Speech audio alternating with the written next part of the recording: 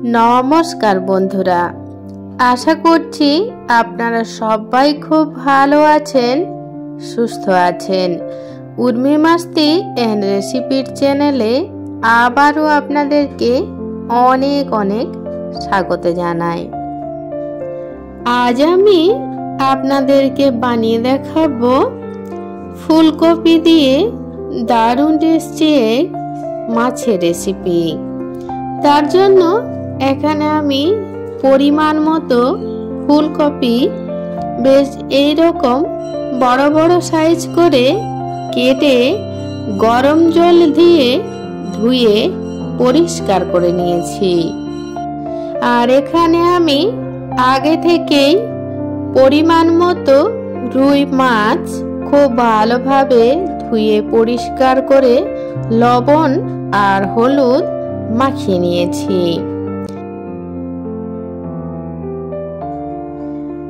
এরপর মাছগুলো ভেজে নেব। তার জন্য কড়াই ভালোভাবে গরম করে নিয়েছি আর দিয়ে দিচ্ছি পরিমাণ মতো সরষের তেল।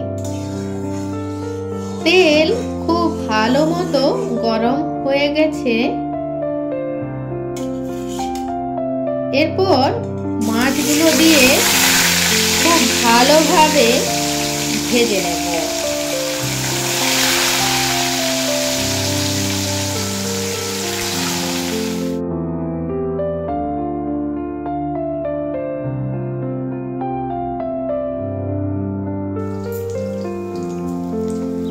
দেখুন, মাছগুলো আমি উল্টে পাল্টে মিডিয়াম করে ভেজে নিয়েছি। এরপর তুলে নেব। আমি মাছগুলো মিডিয়াম করে ভেজে নিয়েছি, আপনারা কড়া করেও ভেজে নিতে পারেন। সব মাছ ভেজে নেওয়া হয়ে গেছে। এরপর এই তেলে ফুলকপিও ভেজে নেব।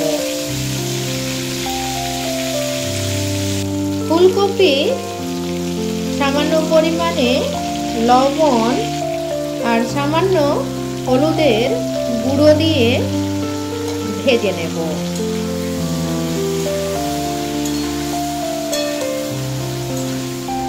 ফুলকপিও খুব ভালোভাবে ভেজে নেওয়া হয়ে গেছে। এরপর তুলে নেব। ফুলকপি ভেজে তুলে নিয়েছি। এবার ওই তেলেই দিয়ে দেব বেশ বড় বড় করে কেটে রাখা একটা আলু। দিয়ে 2-3 মিনিট মতো মিডিয়াম ফ্লেম করে ভেজে নেব। আলু 2-3 মিনিট মতো ভেজে নিয়েছি।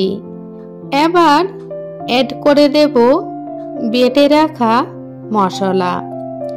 আমি আলুর সাথেই মশলা দিয়ে কষিয়ে নেব।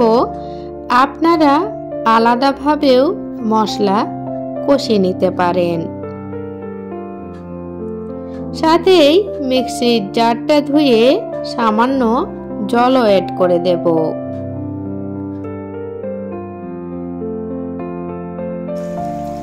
সাথেই অ্যাড করে দেব স্বাদ মতো লবণ,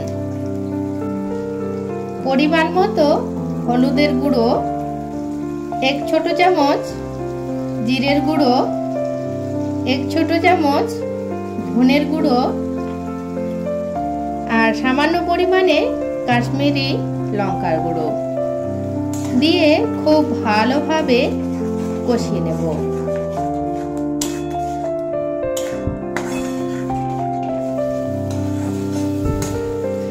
আলুর সাথে মশলা খুব ভালোভাবে কষিয়ে নেওয়া হয়ে গেছে। এরপর এড করে দেব কিছুটা পরিমাণে মটরশুঁটি আর আগে থেকে ভেজে রাখা ফুলকপি।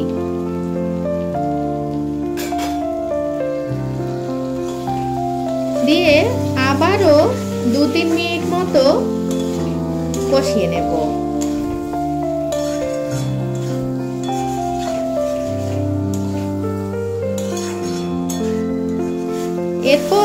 এড করে দেব পরিমাণ মতো গরম জল। আপনারা যে যেরকম ঝোল রাখতে চান সেই পরিমাপে জলটা দিয়ে দেবেন। আর বন্ধুরা, আমাদের এখানে বেশ অনেকক্ষণ হয়ে গেল কারেন্ট নেই, তো আপনাদের জানি না দেখতে হয়তো একটু অসুবিধা হতে পারে, যেহেতু আমি পুরো রান্নাটাই মোবাইলের টর্চেই লাইটেই করছি। তো যদি কিছু অসুবিধা হয় সেটা একটু ম্যানেজ করে নেবেন। তো এরপর দিয়ে দেব ঢাকা, আর ঢাকা দিয়ে 5 মিনিট মতো রান্না করে নেব। মিডিয়াম ফ্লেমে রেখে 5 মিনিট মতো রান্না করে নিয়েছি। আর দেখুন, আলু, ফুলকপি আর মটরশুঁটি খুব ভালোভাবে সিদ্ধ হয়ে গেছে। এরপর এড করে দেব আগে থেকেই ভেজে রাখা মাছ, দিয়ে খুব ভালোভাবে মিশিয়ে নেব। মাছগুলো দিয়ে খুব বেশি ফোটাবো না, 1-1.5 মিনিট মতো ফুটিয়েই নামিয়ে নেব। আর নামানোর আগে এড করে দেব সামান্য পরিমাণে গরম মশলা গুঁড়ো আর কিছুটা পরিমাণে ধনেপাতা কুচি দিয়ে নামিয়ে নেব। বন্ধুরা, এই রকম মাছের ঝোল গরম ভাতে খেতে অসাধারণ লাগে।